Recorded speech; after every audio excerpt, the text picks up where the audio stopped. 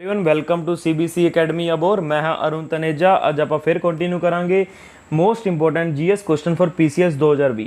पहला अगे आप 8 पार्ट करवा चुके हैं, लगभग वो आप 80 तो 90 क्वेश्चन करवा चुके हैं, तो लगभग वो आप 300 तो लैके 400 अराउंड कंसैप्ट भी करवा चुके हैं। सो पहला वाली जी वीडियो है या पहला वाले पार्ट्स है जाके जरूर वेखो तो आपदे रिव्यूज़ भी दिओ। सो आप पहला क्वेश्चन पढ़ते हैं अज का। सो पहला क्वेश्चन है जी, the Hunter commission was appointed after the, ਜਿਹੜਾ ਆਪਣਾ ਹੰਟਰ ਕਮਿਸ਼ਨ ਸੀਗਾ ਕਿਉਂ ਅਪॉइंट ਕੀਤਾ ਗਿਆ ਜਾਂ ਕਹਿ ਸਕਦੇ ਹਾਂ ਕਿਹੜੀ ਘਟਨਾ ਦੇ ਬਾਅਦ ਇਹ ਅਪॉइंट ਕੀਤਾ ਗਿਆ ਸੀ। ਆਪਣੇ ਕੋਲ 4 ਆਪਸ਼ਨਸ ਹੈਗੇ ਆ। ਪਹਿਲਾ ਆਪਸ਼ਨ ਹੈ black hole incident, B option ਹੈ ਸੌਰੀ ਇਹਨੂੰ ਬੀ ਕਰੈਕਟ ਕਰ ਲੈਣਾ, ਬੀ ਆਪਸ਼ਨ ਹੈ ਜਲਿਆਂਵਾਲਾ ਬਾਗ ਮੈਸਕਰੈਂਸ, ਜਿਹੜਾ ਆਪਣਾ ਸੀ ਆਪਸ਼ਨ ਹੈ ਅਪਰਾਈਜ਼ਿੰਗ ਆਫ 1857, ਡੀ ਆਪਸ਼ਨ ਹੈ ਪਾਰਟੀਸ਼ਨ ਆਫ ਬੰਗਾਲ।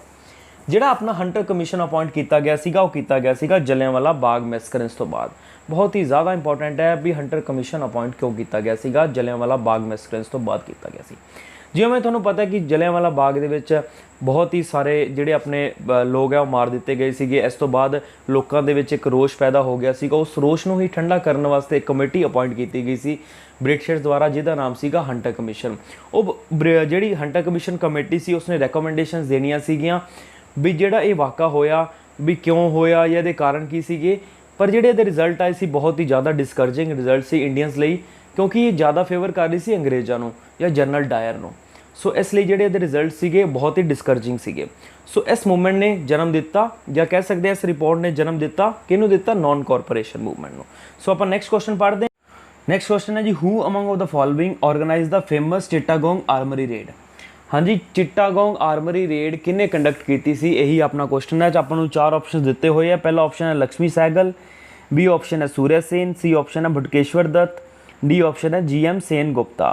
सो जो अपना आंसर होगा और होगा सूर्य सेन ने कंडक्ट की सी चिट्टागोंग आर्मरी रेड। सो ये सीगा हंटर कमीशन बारे, जलियांवाला मैसकरेंस बारे हर किते क्वेश्चन पूछा गया है। ਇਹਦੇ ਨਾਲ ਇੱਕ ਨੈਕਸਟ ਕੁਐਸਚਨ ਪੜ੍ਹਦੇ ਹਾਂ। ਕੁਐਸਚਨ ਹੈ ਜਿਹੜਾ ਇਹਦੇ ਨਾਲ ਰਿਲੇਟਡ ਹੈ, ਜਿਵੇਂ ਤੁਹਾਨੂੰ ਮੈਂ ਕਿਹਾ ਜੀ ਇਹਦੇ ਨਾਲ ਤੁਹਾਨੂੰ ਹੋਰ ਵੀ ਕਨਸੈਪਟ ਕਰਵਾਏ ਜਾਣਗੇ। ਤਾਂ ਆਪਾਂ ਨੂੰ ਕਨਸੈਪਟ ਹੋਰ ਇਹਦੇ ਨਾਲ ਕੀ ਰਿਲੇਟਡ ਹੈ ਵੀ सूर्य सेन ਦੇ ਨਾਲ ਹੋਰ ਕਿਹੜੀਆਂ ਵੂਮਨ ਸੀਗੀਆਂ ਜਿਹੜੀਆਂ ਇਸ ਰੇਡ ਦੇ ਨਾਲ ਜੁੜੀਆਂ ਹੋਈਆਂ। ਸੋ 2 ਵੂਮਨ ਸੀਗੀਆਂ ਜੋ ਬਹੁਤ ਹੀ ਇੰਪੋਰਟੈਂਟ ਹੈ ਐਗਜ਼ਾਮ ਪੁਆਇੰਟ ਆਫ ਵੀ ਤੋਂ, ਤੁਸੀਂ ਪੈਨ ਉਹਨਾਂ ਦੇ ਨਾਮ ਲਿਖ ਵੀ ਸਕਦੇ ਹੋ। ਪਹਿਲੀ ਹੈ ਜੀ ਪ੍ਰੀਤੀ ਲਤਾ ਵਾਡੇਦਾਰ, ਕਲਪਨਾ ਦੱਤ। ਇਹ 2 ਮੋਸਟ ਇੰਪੋਰਟੈਂਟ ਵੂਮਨ ਸੀਗੀਆਂ ਜੋ ਇਸ ਰੇਡ ਦੇ ਨਾਲ ਜੁੜੀਆਂ ਹੋਈਆਂ ਸੀਗੀਆਂ। ਇਹ ਕਈ ਵਾਰੀ ਕੁਐਸਚਨ ਪੁੱਛ ਲਿਆ ਜਾਂਦਾ ਹੈ ਪ੍ਰੀਤੀ ਲਤਾ ਵਾਡੇਦਾਰ ਜਾਂ ਕਹਿ ਸਕਦੇ ਕਲਪਨਾ ਦੱਤ ਕਿਹੜੀ ਮੂਵਮੈਂਟ ਦੇ ਨਾਲ ਰਿਲੇਟਡ ਹੈ ਜਾਂ ਕਿਹੜੀ ਆਰਮਰੀ ਰੇਡ ਦੇ ਨਾਲ ਰਿਲੇਟਡ ਹੈ। ਜਿਵੇਂ ਆਪਣੇ ਕਈ ਰੇਡਸ ਹੋਈਆਂ, ਕਕੋਰੀ ਕੌਂਸਪੀਰੇਸੀ ਕੇਸ ਹੋਇਆ, चिट्टागोंग ਆਰਮਰੀ ਰੇਡ ਹੋਈ ਹੈ ਜਾਂ ਲਾਹੌਰ ਬੋਮ ਕੇਸ ਹੋਇਆ, ਇਹ ਸਾਰੇ ਰੈਵੋਲੂਸ਼ਨਰੀ ਮੂਵਮੈਂਟਸ ਦੇ ਵਿੱਚ ਆ ਜਾਂਦੀ ਹੈ। ਮੈਂ ਤੁਹਾਨੂੰ ਦੱਸਣਾ ਚਾਹੁੰਦਾ ਜਿਹੜੀ चिट्टागोंग ਆਰਮਰੀ ਰੇਡ ਹੋਈ ਸੀਗੀ ਇਹ 1930 ਦੇ ਦੌਰਾਨ ਹੋਈ ਸੀਗੀ। ਹੁਣ ਤੁਹਾਨੂੰ ਇੱਕ ਹੋਰ ਮੋਸਟ ਇੰਪੋਰਟੈਂਟ ਪੁਆਇੰਟ ਦੱਸਣਾ ਚਾਹੂੰਗਾ ਵੀ चिट्टागोंग ਹੈ ਕਿੱਥੇ। चिट्टागोंग ਐਟ ਪ੍ਰੈਜ਼ੈਂਟ ਬੰਗਲਾਦੇਸ਼ ਹੈ, ਉੱਥੇ ਪ੍ਰੈਜ਼ੈਂਟ ਹੈ चिट्टागोंग। ਸੋ ਉਸ ਟਾਈਮ ਤੇ ਬੰਗਾਲ ਦੇ ਵਿੱਚ ਆਉਂਦਾ ਸੀਗਾ, ਹੁਣ ਬੰਗਲਾਦੇਸ਼ ਦੇ ਵਿੱਚ ਆਉਂਦਾ ਹੈ। ਇਹ ਸਾਰੀਆਂ ਤੱਕ ਗੱਲਾਂ ਆਪਾਂ ਧਿਆਨ ਦੇ ਵਿੱਚ ਰੱਖਣੀਆਂ ਵੀ चिट्टागोंग ਆਰਮਰੀ ਰੇਡ ਕੀਤੀ, ਕੰਡਕਟ ਕਿਹਨੇ ਕੀਤੀ ਸੀ, ਲੀਡ ਕਿਹਨੇ ਕੀਤੀ ਸੀਗੀ, ਤਾਂ ਆਪਣੇ ਕੋਲ ਆਨਸਰ ਆ ਜਾਊਗਾ ਸੂਰਯ ਸੇਨ ਨੇ ਇਸ ਰੇਡ ਨੂੰ ਲੀਡ ਕੀਤਾ ਸੀਗਾ। ਜਿਹੜੀਆਂ 2 ਵੂਮਨਸ ਇਸ ਇਹਦੇ ਨਾਲ ਰਿਲੇਟਡ ਸੀਗੀਆਂ ਉਹਨਾਂ ਦਾ ਨਾਮ ਸੀਗਾ ਕਲਪਨਾ ਦੱਤਾ ਤੇ ਪ੍ਰੀਤੀ ਲਤਾ ਵਾਡੇਦਾਰ। बहुत इंपॉर्टेंट है, 2 वूमेंस के नाम लिख लो तुसी। जिहड़ी इहदी प्रॉपर डेट है वह भी तुसी याद कर सकते हो, 18 April 1930। Surya Sen who was the chief of the Chittagong republican army organise the army raid in the Chittagong on 18 April 1930। कदों कंडक्ट की गई? 18 अप्रैल 1930 ਦੇ ਵਿੱਚ। किने कंडक्ट की? सूर्य सेन ने कंडक्ट की। वार वार रिपीट करी जाओ चीज़ां, वार वार रिवाइज करी जाओ। यही एक फॉर्मूला है PCS ਨੂੰ क्रैक करन दा। यही सब तो वड्डा है कि भी तुसी जिन्नी वार एक चीज़ ਨੂੰ वार वार पढ़ोगे उन्ना ही थोड़ा दिमाग शार्प चलूगा। सो अपन नेक्स्ट क्वेश्चन पढ़ते हैं। So after consolidating his power Balban assume the grand title of. ਜਦੋਂ ਆਪਣੇ ਪਾਵਰਸ ਨੂੰ ਜਾਂ ਕਹਿ ਸਕਦੇ ਆ ਆਪਦੇ ਰਾਜ ਨੂੰ ਤਾਕਤਵਰ ਬਣਾ ਲਿਆ ਸੀ ਬਲਬਨ ਨੇ, ਤਾਂ ਬਲਬਨ ਨੇ ਕਿਹੜਾ ਟਾਈਟਲ ਅਡਾਪਟ ਕੀਤਾ ਸੀਗਾ। ਕਿਵੇਂ ਤੁਸੀਂ ਐਗਜ਼ਾਮ ਦੇ ਵਿੱਚ ਵੇਖਿਆ ਹੋਊਗਾ, ਜੇ ਤੁਸੀਂ PCS ਦਿੱਤਾ ਹੋਇਆ ਪਹਿਲਾਂ ਜਾਂ ਕੋਈ ਹੋਰ ਸਟੇਟ ਦਾ PCS ਦਿੱਤਾ, ਜਿਹੜੇ ਆ ਟਾਈਟਲਸ ਹੈ ਕਿੰਨੇ ਕਿਹੜਾ ਟਾਈਟਲ ਅਡਾਪਟ ਕੀਤਾ बहुत ही इंपॉर्टेंट रहते एग्जाम पॉइंट ऑफ व्यू तो। जिन्हें भी थोड़ा क्वेश्चन करवा रहे हैं कितने ना कितने PCS दे विच आए हुए हैं या IAS दे विच आए हुए हैं, तो उम्मीद करते हैं भी PPSC इन्होंने क्वेश्चन जरूर पूछूगा। लगभग थोड़े नाल वादा है भी 1000 क्वेश्चन के राउंड थोड़ा क्वेश्चन करवाने हैं, लगभग 5 तो लैके 6000 के राउंड कंसैप्ट करवाना है। थोड़ा ये भी दसिया जा रहा है भी तुसीं क्वेश्चन को अटैम्प्ट किवें करना है। मोस्ट इंपोर्टेंट तो वही रहिंदा है भी आपां क्वेश्चन को अटैम्प्ट किवें करना है। जिवें हुण आपां नूं क्वेश्चन पूछा गया after consolidating his power Balban assume the grand title of. ਜਦੋਂ ਬਲਬਨ ਨੇ ਆਪਦੀ ਜਿਹੜੀ ਪਾਵਰਸ ਹੈ ਜਾਂ ਜਿਹੜੀ ਸ਼ਕਤੀਆਂ ਉਹਨੂੰ ਤਕੜਾ ਕਰ ਲਿਆ ਸੀਗਾ, ਰਾਜ ਨੂੰ ਤਕੜਾ ਕਰ ਲਿਆ ਸੀਗਾ, ਉਸ ਤੋਂ ਬਾਅਦ ਉਹਨੇ ਕਿਹੜਾ ਟਾਈਟਲ ਅਡੋਪਟ ਕੀਤਾ ਜਾਂ ਅਪਣਾਇਆ ਕਹਿ ਸਕਦੇ ਹਾਂ। ਪਹਿਲਾ ਆਪਸ਼ਨ ਹੈ ਤੂਤੀਆ ਹਿੰਦ, ਬੀ ਆਪਸ਼ਨ ਹੈ ਜਿਲੇ ਇਲਾਹੀ, ਬੀ ਆਪਸ਼ਨ ਹੈ ਕੇਸਰੇ ਹਿੰਦ, ਸੀ ਆਪਸ਼ਨ ਹੈ ਜਿਲੇ ਇਲਾਹੀ, ਡੀ ਆਪਸ਼ਨ ਹੈ ਦੀਨੇ ਇਲਾਹੀ। ਜਿਹੜਾ ਬਲਬਨ ਨੇ ਟਾਈਟਲ ਅਡੋਪਟ ਕੀਤਾ ਸੀਗਾ ਉਹ ਸੀਗਾ ਆਂਸਰ ਸੀ, ਮਤਲਬ ਜਿਲੇ ਇਲਾਹੀ ਦਾ ਟਾਈਟਲ ਅਡੋਪਟ ਕਿਹਨੇ ਕੀਤਾ ਸੀ? ਬਲਬਨ ਨੇ ਅਡੋਪਟ ਕੀਤਾ ਸੀਗਾ। ਜਿਹੜੇ ਬਾਕੀ 3 ਟਾਈਟਲ ਦਿੱਤੇ ਹੋਏ ਆ ਉਹਨਾਂ ਬਾਰੇ ਵੀ ਆਪਾਂ ਨੂੰ ਪੜ੍ਹਨਾ ਬਹੁਤ ਹੀ ਜ਼ਿਆਦਾ ਜ਼ਰੂਰੀ ਹੈ। ਕਈ ਵਾਰੀ ਐਗਜ਼ਾਮ ਤੇ ਪੁੱਛਿਆ ਹੋਇਆ ਵੀ ਤੂਤੀਏ ਹਿੰਦ ਕਿਹਨੂੰ ਕਿਹਾ ਜਾਂਦਾ ਹੈ? ਤੂਤੀਏ ਹਿੰਦ ਕਿਹਾ ਜਾਂਦਾ ਹੈ ਅਮੀਰ ਖੁਸਰੋ ਨੂੰ। ਨੀਚੇ ਆਪਾਂ ਐਕਸਪਲੇਨੇਸ਼ਨ ਦੇ ਦਿੱਤੇ ਹੋਏ ਆ, ਤੁਸੀਂ ਸਾਡੀ ਜਿਹੜੀ PDF ਹੈ ਉਹ ਸਾਡੇ ਟੈਲੀਗ੍ਰਾਮ ਚੈਨਲ ਤੇ ਜਾ ਕੇ ਡਾਊਨਲੋਡ ਕਰ ਸਕਦੇ ਹੋ, ਜਾਂ ਫਿਰ ਤੁਸੀਂ ਸਕਰੀਨਸ਼ਾਟ ਵੀ ਲੈ ਸਕਦੇ ਹੋ। ਤੂਤੀਏ ਹਿੰਦ ਕਿਹਦੇ ਨਾਲ ਰਿਲੇਟਡ ਹੈ? ਤੂਤੀਏ ਹਿੰਦ ਰਿਲੇਟਡ ਹੈਗਾ ਅਮੀਰ ਖੁਸਰੋ ਦੇ ਨਾਲ। ਜਿਹੜਾ ਦੀਨੇ ਇਲਾਹੀ ਹੈ ਉਹ ਰਿਲੇਟਡ ਹੈਗਾ ਅਕਬਰ ਦੇ ਨਾਲ। ਬਹੁਤ ਹੀ ਜ਼ਿਆਦਾ ਇੰਪੋਰਟੈਂਟ ਹੈ ਵੀ ਦੀਨੇ ਇਲਾਹੀ ਕਿਹਦੇ ਨਾਲ ਰਿਲੇਟਡ ਹੈ? ਇਹ ਅਕਬਰ ਦੇ ਨਾਲ ਰਿਲੇਟਡ ਹੈ। ਇੱਕ ਅਕਬਰ ਨੇ ਅਲੱਗ ਰਿਲੀਜਨ ਫਾਰਮ ਕੀਤਾ ਸੀ ਦੀਨੇ ਇਲਾਹੀ, ਸੋ ਅਕਬਰ ਦੇ ਨਾਲ ਕਿਹੜਾ ਰਿਲੇਟਡ ਹੈ? ਦੀਨੇ ਇਲਾਹੀ। ਜਿਹੜਾ ਜਿਲੇ ਇਲਾਹੀ ਉਹ ਕਿਹਦੇ ਨਾਲ ਰਿਲੇਟਡ ਹੈ? ਉਹ ਹੈ ਬਲਬਨ ਦੇ ਨਾਲ ਰਿਲੇਟਡ। ਜਿਹੜਾ ਕੇਸਰੇ ਹਿੰਦ ਹੈ ਬਹੁਤ ਹੀ ਇੰਪੋਰਟੈਂਟ ਹੈ ਵੀ ਕੇਸਰੇ ਹਿੰਦ ਕਿਹਦੇ ਨਾਲ ਰਿਲੇਟਡ ਹੈ, ਜਾਂ ਕੱਲ ਨੂੰ ਪੁੱਛਿਆ ਜਾ ਸਕਦਾ ਕੇਸਰੇ ਹਿੰਦ ਦਾ ਟਾਈਟਲ ਕਿਹਨੂੰ ਦਿੱਤਾ ਗਿਆ? ਸੋ ਕੇਸਰੇ ਹਿੰਦ ਦਾ ਟਾਈਟਲ ਦਿੱਤਾ ਗਿਆ ਸੀਗਾ ਮਹਾਤਮਾ ਗਾਂਧੀ ਜੀ ਨੂੰ। ਵਰਲਡ ਵਾਰ 1 ਤੋਂ ਬਾਅਦ ਦਿੱਤਾ ਗਿਆ ਸੀ, ਅੰਗਰੇਜ਼ਾਂ ਨੇ ਕਨਫਰ ਕੀਤਾ ਸੀ ਇਹ ਟਾਈਟਲ। ਸੋ ਇਹ ਸਾਰੀਆਂ ਗੱਲਾਂ ਆਪਾਂ ਧਿਆਨ ਦੇ ਵਿੱਚ ਰੱਖਣੀਆਂ। ਤੂਤੀਏ ਹਿੰਦ ਕਿਹਨੂੰ ਦਿੱਤਾ? ਅਮੀਰ ਖੁਸਰੋ ਨੂੰ। ਜਿਲੇ ਇਲਾਹੀ ਬਲਬਨ ਨੂੰ, ਕੇਸਰੇ ਹਿੰਦ ਮਹਾਤਮਾ ਗਾਂਧੀ ਨੂੰ, ਦੀਨੇ ਇਲਾਹੀ ਅਕਬਰ ਨੂੰ। ਦੀਨੇ ਇਲਾਹੀ ਹੈ ਕੀ ਸੀਗਾ? ਕੱਲ ਨੂੰ ਵੀ ਪੁੱਛਿਆ ਜਾ ਸਕਦਾ ਵੀ ਦੀਨੇ ਇਲਾਹੀ ਹੈ ਕੀ? ਦੀਨੇ ਇਲਾਹੀ ਇੱਕ ਅਕਬਰ ਦਾ ਅਲੱਗ ਰਿਲੀਜਨ ਫਾਰਮ ਕੀਤਾ ਸੀ, ਜਾਂ ਕਹਿ ਸਕਦੇ ਹਾਂ ਅੱਡ ਧਰਮ ਫਾਰਮ ਕੀਤਾ ਸੀ, ਉਹਦਾ ਨਾਮ ਸੀਗਾ ਦਿਲੇ ਇਲਾਹੀ। ਬਹੁਤ ਹੀ ਇੰਪੋਰਟੈਂਟ ਚੀਜ਼ਾਂ ਤੁਹਾਨੂੰ ਕਰਾਈਆਂ ਮਿਡਵਲ ਪੁਆਇੰਟ ਆਫ ਵਿਊ ਤੋਂ। ਜਿੰਨੇ ਵੀ ਸਾਡੇ ਟੌਪਿਕ ਕਰਵਾ ਰਹੇ ਹਾਂ ਬਹੁਤ ਹੀ ਕੁਆਲਿਟੀ ਪ੍ਰੋਵਾਈਡ ਕਰਨ ਦੀ ਕੋਸ਼ਿਸ਼ ਕਰ ਰਹੇ ਹਾਂ। ਹੋਪਫੁਲੀ ਤੁਹਾਨੂੰ ਜਿਹੜੀਆਂ ਸਾਡੀਆਂ ਗੱਲਾਂ ਉਹ ਸਮਝ ਆ ਰਹੀਆਂ ਹੋਣਗੀਆਂ। ਫਿਰ ਵੀ ਜੇ ਤੁਹਾਡੇ ਡਾਊਟਸ ਹੈ ਕਮੈਂਟ ਸੈਕਸ਼ਨ ਦੇ ਵਿੱਚ ਆਪਦੇ ਡਾਊਟ ਡ੍ਰੌਪ ਕਰੋ, ਅਸੀਂ ਜਿਹੜੇ ਸੋਲੂਸ਼ਨ ਲੈ ਕੇ ਆਵੇਗੀ CBC ਅਕੈਡਮੀ। ਆਪਾਂ ਨੈਕਸਟ ਪੜ੍ਹਦੇ ਹਾਂ। ਨੈਕਸਟ ਫੇਅਰ ਕੁਐਸਚਨ ਆਪਾਂ ਮਿਡਵੈਲ ਤੋਂ ਲਿਆ। ਮੈਂ ਚਾਹੁੰਦਾ ਜੀ ਤੁਹਾਡਾ ਕੋਈ ਵੀ ਪਾਰਟ ਵੀਕ ਨਾ ਰਹੇ, ਇਸ ਲਈ ਮਾਡਰਨ, ਮਿਡਵੈਲ, ਸਾਇੰਸ, ਇਕੋਨਮੀ ਹਰ ਟਾਈਪ ਦੇ ਆਪਾਂ ਕੁਐਸਚਨ ਲੈ ਕੇ ਆ ਰਹੇ ਹਾਂ। ਸੋ ਅਗੇਨ ਨੈਕਸਟ ਕੁਐਸਚਨ ਹੈ ਮਿਡਵੈਲ ਤੋਂ। The sultan of the Delhi who reputed to have built the biggest network of canals in India was। ਜਿਹੜਾ ਕੈਨਾਲ ਹੈ ਜਾਂ ਕਹਿ ਸਕਦੇ ਨਹਿਰਾਂ ਸਭ ਤੋਂ ਜ਼ਿਆਦਾ ਕਿਹਨੇ ਬਣਾਈਆਂ ਸੀ? ਕਈ ਵਾਰੀ ਕੁਐਸਚਨ ਪੁੱਛਿਆ ਗਿਆ, ਕਈ ਵਾਰੀ ਤਾਂ ਇਹ PPSC ਨੇ ਪੁੱਛਿਆ ਹੈ, ਜਾਂ ਕਹਿ ਸਕਦੇ ਹਾਂ ਉਸ ਤੋਂ ਬਾਅਦ UPSC ਨੇ ਕਈ ਵਾਰੀ ਪੁੱਛਿਆ ਹੈ। ਸੋ ਬਹੁਤ ਹੀ ਇੰਪੋਰਟੈਂਟ ਕੁਐਸਚਨ ਹੈ, ਜਾਂ ਕਹਿ ਸਕਦੇ ਹਾਂ ਵੀ ਸਭ ਤੋਂ ਜ਼ਿਆਦਾ ਨਹਿਰਾਂ ਕਿਹਨੇ ਬਣਾਈਆਂ ਸੀਗੀਆਂ। ਸੋ ਆਪਣੇ ਕੋਲ ਆਪਸ਼ਨ ਹੈਗੇ ਆ। ਪਹਿਲਾ ਆਪਸ਼ਨ ਹੈਗਾ ਇਲਤੁਤਮਿਸ਼, ਦੂਜਾ ਆਪਸ਼ਨ ਹੈਗਾ ਗਿਆਸੁਦੀਨ ਤੁਗਲਕ, ਤੀਜਾ ਆਪਸ਼ਨ ਹੈਗਾ ਫਿਰੋਜ਼ ਸ਼ਾਹ ਤੁਗਲਕ, ਡੀ ਆਪਸ਼ਨ ਹੈਗਾ ਸਿਕੰਦਰ ਲੋਧੀ। ਸਾਰੇ ਆਪਸ਼ਨ ਬਹੁਤ ਹੀ ਮਿਲਦੇ ਜੁਲਦੇ ਹੈਗੇ, ਪਰ ਜਿਹੜਾ ਆਪਣਾ ਆਨਸਰ ਹੈ ਉਹ ਹੈ ਫਿਰੋਜ਼ ਸ਼ਾਹ ਤੁਗਲਕ। ਫਿਰੋਜ਼ ਸ਼ਾਹ ਤੁਗਲਕ ਨੂੰ, ਜਾਂ ਕਹਿ ਸਕਦੇ ਹਾਂ ਫਿਰੋਜ਼ ਸ਼ਾਹ ਤੁਗਲਕ ਨੇ ਸਭ ਤੋਂ ਜ਼ਿਆਦਾ ਨਹਿਰਾਂ ਬਣਵਾਈਆਂ ਸੀਗੀਆਂ। ਸੋ ਸਿੰਚਾਈ ਦਾ ਜਿਹੜਾ ਕੰਮ ਕਿਹਾ ਜਾ ਸਕਦਾ ਸਭ ਤੋਂ ਜ਼ਿਆਦਾ ਫਿਰੋਜ਼ ਸ਼ਾਹ ਤੁਗਲਕ ਨੇ ਕਿਹਾ ਸੀਗਾ। ਇੱਕ ਅੱਡ ਐਗਰੀਕਲਚਰ ਡਿਪਾਰਟਮੈਂਟ ਬਣਾਇਆ ਗਿਆ ਸੀਗਾ, ਉਹ ਵੀ ਫਿਰੋਜ਼ ਸ਼ਾਹ ਤੁਗਲਕ ਨੇ ਬਣਾਇਆ ਸੀਗਾ। ਇੱਕ ਅਨਇੰਪਲੋਇਮੈਂਟ ਦਾ ਡਿਪਾਰਟਮੈਂਟ ਬਣਾਇਆ ਸੀਗਾ।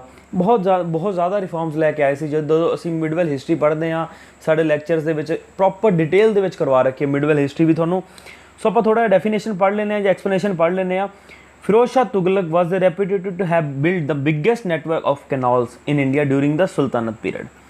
Some of the canals he were built were Sirsa to Hansi canal ਬਣਾਈ ਸੀ ਇਹਨੇ, ਸਤਲੁਜ ਟੂ ਯਮੁਨਾ, ਦੀਪਲਾਪੁਰ ਟੂ ਸਿਰਮਰਪੁਰ। ਕਈ ਵਾਰੀ ਪੁੱਛ ਵੀ ਲੈਂਦੇ ਆ ਵੀ ਸਤਲੁਜ ਟੂ ਯਮੁਨਾ ਕਨਾਲ ਕਿਹਨੇ ਬਣਾਈ ਸੀਗੀ, ਤਾਂ ਆਪਣਾ ਆਨਸਰ ਆ ਜਾਊਗਾ ਫਿਰੋਜ਼ ਸ਼ਾਹ ਤੁਗਲਕ ਨੇ ਬਣਵਾਈ ਸੀਗੀ। ਬਹੁਤ ਹੀ ਇੰਪੋਰਟੈਂਟ ਚੀਜ਼ਾਂ ਤੁਹਾਨੂੰ ਕਰਵਾ ਰਹੇ ਆ, ਇੱਕਦਮ ਕਾਪੀ ਪੈਨ ਤੇ ਨੋਟ ਕਰਦੇ ਜਾਓ ਚੀਜ਼ਾਂ ਜਿਹੜੀਆਂ ਵੀ ਤੁਹਾਨੂੰ ਐਕਸਟਰਾ ਦੱਸ ਰਹੇ ਆ। ਆਪਾਂ ਨੈਕਸਟ ਕੁਐਸਚਨ ਪੜ੍ਹਦੇ ਆ। ਨੈਕਸਟ ਹੈ ਜੀ ਸਾਇੰਸ ਦਾ ਕੁਐਸਚਨ। ਜਿਵੇਂ ਤੁਹਾਨੂੰ ਕਿਹਾ ਜੀ ਮਿਕਸ ਕੁਐਸਚਨ ਦੀ ਸੀਰੀਜ਼ ਹੈ। ਪਹਿਲਾਂ ਆਪਾਂ ਹਿਸਟਰੀ ਦੇ ਕੁਝ ਕੁਐਸਚਨ ਕੀਤੇ, ਮਾਡਰਨ, ਮਿਡਵੈਲ। ਸੋ ਆਪਾਂ ਨੈਕਸਟ ਕੁਐਸਚਨ ਆਪਣਾ ਸਾਇੰਸ ਦਾ ਕੁਐਸਚਨ ਹੈ। ਐਂਗਸਟ੍ਰੋਮ ਇਜ਼ ਅ ਯੂਨਿਟ ਆਫ, ਜਿਹੜੀ ਐਂਗਸਟ੍ਰੋਮ ਹੈ ਉਹ ਕਿਹਦੀ ਯੂਨਿਟ ਹੈਗੀ? ਆਪਾਂ ਨੂੰ 4 ਆਪਸ਼ਨ ਦਿੱਤੇ ਹੋਏ ਆ। ਪਹਿਲਾ ਆਪਸ਼ਨ ਹੈ ਵੇਵਲੈਂਥ, ਬੀ ਆਪਸ਼ਨ ਹੈ એનર્ਜੀ, ਸੀ ਆਪਸ਼ਨ ਹੈ ਫ੍ਰੀਕੁਐਂਸੀ, ਡੀ ਆਪਸ਼ਨ ਹੈ ਵੈਲੋਸਿਟੀ। ਜਿਹੜਾ ਐਂਗਸਟ੍ਰੋਮ ਹੈ ਉਹ ਵੇਵਲੈਂਥ ਦੀ ਯੂਨਿਟ ਹੈਗੀ ਹੈ ਜੀ। ਇਹਨੂੰ ਆਪਾਂ ਧਿਆਨ ਦੇ ਵਿੱਚ ਰੱਖਣਾ ਹੈ। ਕਈ ਚੀਜ਼ਾਂ ਆਪਾਂ ਪਹਿਲਾਂ ਆਲਰੇਡੀ ਆਪਣੇ ਜਿਹੜੇ ਲੈਕਚਰਸ ਹੈ ਉਹਨਾਂ ਵਿੱਚ ਵੀ ਮੈਂ ਕਈ ਚੀਜ਼ਾਂ ਕਰਵਾਈਆਂ ਸਾਇੰਸ ਦੇ ਰਿਲੇਟਿਡ, ਉਹ ਜਾ ਕੇ ਲੈਕਚਰ ਜ਼ਰੂਰ ਵੇਖੋ, ਤੁਹਾਨੂੰ ਤੁਹਾਡੇ ਲਈ ਬਹੁਤ ਹੀ ਫਾਇਦੇਮੰਦ ਹੈ PCS 2020 ਲਈ। ਸੋ ਆਪਾਂ ਨੈਕਸਟ ਕੁਐਸਚਨ ਪੜ੍ਹਦੇ ਹਾਂ ਹੁਣ। ਸੋ ਪੈਸਚਰਾਈਜੇਸ਼ਨ ਇਜ਼ ਰਿਲੇਟਿਡ ਟੂ, ਜਿਹੜੇ ਪੈਸਚਰਾਈਜੇਸ਼ਨ ਹੁੰਦਾ ਹੈ ਇਹਨਾਂ ਦਾ ਪਤਾ ਲੱਗ ਜਾਂਦਾ ਮਿਲਕ ਦੇ ਰਿਲੇਟਿਡ ਹੁੰਦਾ, ਪਰ ਪ੍ਰੋਪਰ ਕੀ ਚੀਜ਼ ਹੈ ਉਹ ਆਪਾਂ ਪੜ੍ਹਦੇ ਹਾਂ ਹੁਣ। ਆਪਾਂ ਨੂੰ 4 ਆਪਸ਼ਨ ਦਿੱਤੇ ਹੈ, sterilisation of the milk, dehydration of the milk, fermentation of the milk, distillation of the milk. ਬਹੁਤ ਹੀ ਕਲੋਜ਼ ਆਪਸ਼ਨ ਹੈ, ਇੱਕੋ ਜਿਹੇ ਲੱਗਦੇ ਆ ਜਦੋਂ ਆਪਾਂ ਐਗਜ਼ਾਮ ਦੇ ਵਿੱਚ ਵੇਖਦੇ ਹਾਂ। ਕਈ ਵਾਰੀ ਆਪਾਂ ਇਹਨਾਂ ਆਪਸ਼ਨਸ ਦੇ ਵਿੱਚ ਹੀ ਕਨਫਿਊਜ਼ ਹੋ ਜਾਂਦੇ ਹਾਂ। ਜਿਹੜਾ ਪੈਸਚਰਾਈਜੇਸ਼ਨ ਹੈ ਸਟੈਰਲਾਈਜੇਸ਼ਨ ਆਫ ਦ ਮਿਲਕ ਦੇ ਨਾਲ ਰਿਲੇਟਡ ਹੈ, ਬਾਕੀ ਜਿਹੜੇ ਤਿੰਨੇ ਆਪਸ਼ਨ ਹੈ ਐਲੀਮੀਨੇਟ ਹੋ ਜਾਣਗੇ। ਪੈਸਚਰਾਈਜੇਸ਼ਨ ਕਿਹਦੇ ਨਾਲ ਰਿਲੇਟਡ ਹੈ? ਸਟੈਰਲਾਈਜੇਸ਼ਨ ਆਫ ਦ ਮਿਲਕ। ਸਟੈਰਲਾਈਜੇਸ਼ਨ ਦਾ ਮਤਲਬ ਕੀ ਹੁੰਦਾ ਵੀ ਜਿੰਨੇ ਕੀਟਾਣੂ ਹੈਗੇ ਆ ਉਹਨਾਂ ਨੂੰ ਮਾਰ ਦਿੱਤਾ ਜਾਵੇਗਾ ਜਾਂ ਮਰ ਜਾਣਗੇ। ਇਹ ਸਟੈਰਲਾਈਜੇਸ਼ਨ ਹੁੰਦਾ ਕਿ ਆਪਾਂ ਥੋੜਾ ਜਿਹਾ ਥੱਲੇ ਪੜ੍ਹਦੇ ਹਾਂ, ਥੋੜੇ ਜਿਹੇ ਬਰੀਕ ਅੱਖਰ ਹੈ, ਥੋੜਾ ਜਿਹਾ ਧਿਆਨ ਨਾਲ ਪੜ੍ਹਿਓ।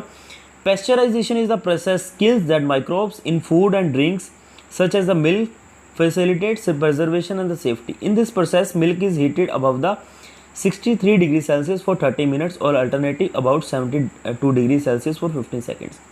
ਬਹੁਤ ਇੰਪੋਰਟੈਂਟ ਦੱਸਿਆ ਗਿਆ ਹੈ ਵੀ ਜਿਹੜੇ ਮਾਈਕਰੋਬਸ ਹੈ ਜਾਂ ਕਹਿ ਸਕਦੇ ਹਾਂ ਫालतू ਕੀਟਾਣੂ ਹੈ ਉਹਨਾਂ ਨੂੰ ਮਾਰਨ ਦਾ ਪ੍ਰੋਸੈਸ ਹੈ ਸਟੈਰਲਾਈਜੇਸ਼ਨ ਆਫ ਦਾ ਮਿਲਕ, ਜਿਹਨੂੰ ਕਿਹਾ ਜਾਂਦਾ ਪੈਸਚਰਾਈਜੇਸ਼ਨ।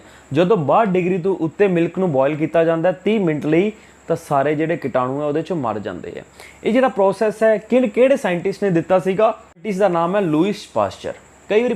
ਕਈ ਵਾਰੀ ਐਗਜ਼ਾਮ 'ਚ ਪੁੱਛਿਆ ਗਿਆ ਵੀ ਪਾਸਚਰਾਈਜੇਸ਼ਨ ਦਾ ਪ੍ਰੋਸੈਸ ਹੈ ਕਿਹੜੇ ਸਾਇੰਟਿਸਟ ਨੇ ਦਿੱਤਾ ਹੈ, ਤਾਂ ਆਪਣਾ ਆਨਸਰ ਆ ਜਾਊਗਾ ਲੂਇਸ ਪਾਸਚਰ।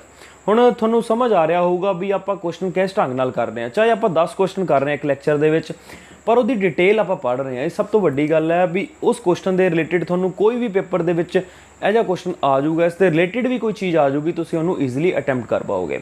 ਸੋ ਸਾਡੇ ਜਿਹੜੇ ਲੈਕਚਰ ਹੈ ਬਹੁਤ ਹੀ ਵਰਦੀ ਹੈ, ਤੁਹਾਡੇ ਲਈ ਵੇਖਣਾ ਬਹੁਤ ਹੀ ਜ਼ਰੂਰੀ ਹੈ। ਸੋ ਵੇਖਦੇ ਰਹੋ। ਆਪਾਂ ਨੈਕਸਟ ਪੜ੍ਹਦੇ ਹਾਂ। ਹੁਣ ਨੈਕਸਟ ਕੁਐਸਚਨ ਹੈ ਬਹੁਤ ਇੰਪੋਰਟੈਂਟ ਸਾਇੰਸ ਦਾ ਕੁਐਸਚਨ ਹੈ, ਕਈ ਵਾਰ ਐਗਜ਼ਾਮ ਦੇ ਵਿੱਚ ਪੁੱਛਿਆ ਗਿਆ ਹੈ।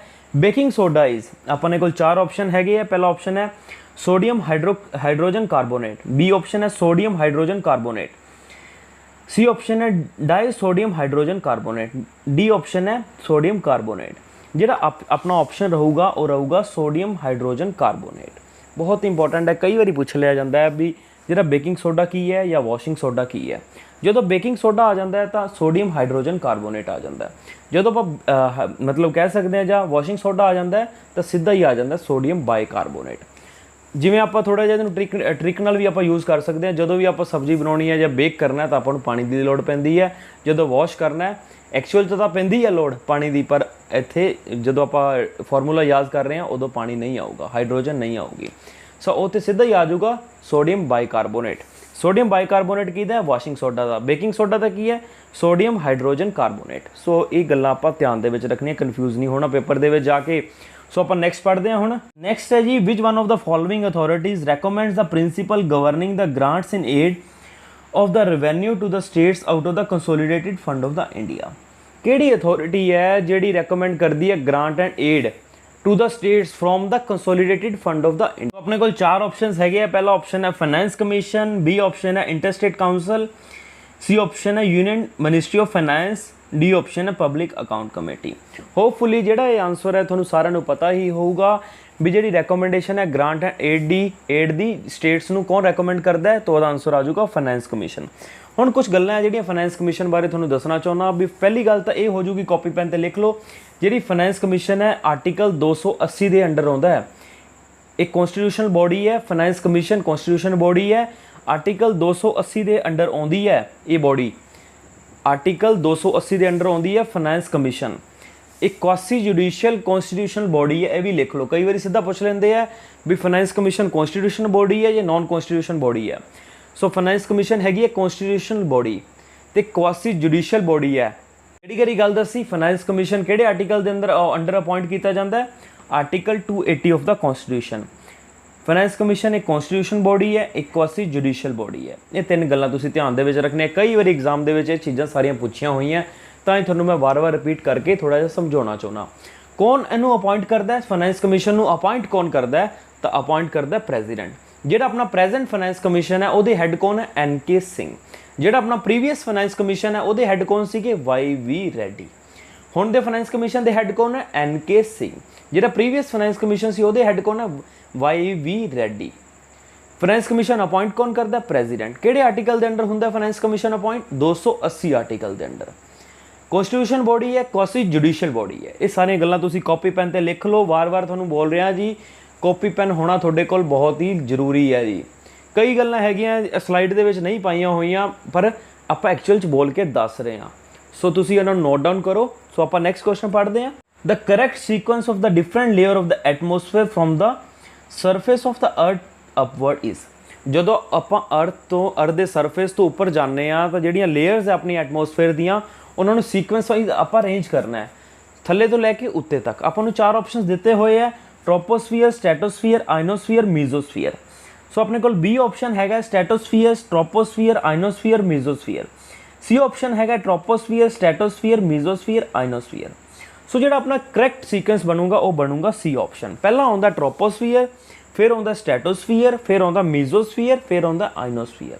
ਜਿਹੜੀ ਆਪਣੀ ਰੇਡੀਓ ਵੇਵਸ ਹੈ ਆਇਨੋਸਫੀਅਰ ਤੋਂ ਡਿਫਲੈਕਟ ਕਰਕੇ ਜਾਂ ਰਿਫਲੈਕਟ ਕਰਕੇ ਥੱਲੇ ਵਾਪਸ ਆਉਂਦੀ ਹੈ। ਇਹ ਵੀ ਆਪਾਂ ਇੱਕ ਕੁਐਸਚਨ ਕਰਿਆ ਪਹਿਲਾਂ ਵਾਲੇ ਲੈਕਚਰਸ ਦੇ ਵਿੱਚ, ਤਾਂ ਹੀ ਤੁਹਾਨੂੰ ਕਹਿੰਦਾ ਪਹਿਲਾਂ ਵਾਲੇ ਲੈਕਚਰ ਜਾ ਕੇ ਜ਼ਰੂਰ ਵੇਖੋ, ਤਾਂ ਹੀ ਕਿਤੇ ਨਾ ਕਿਤੇ ਇੰਟਰਲਿੰਕੇਜ ਬਣੀ ਜਾਂਦੀ ਹੈ।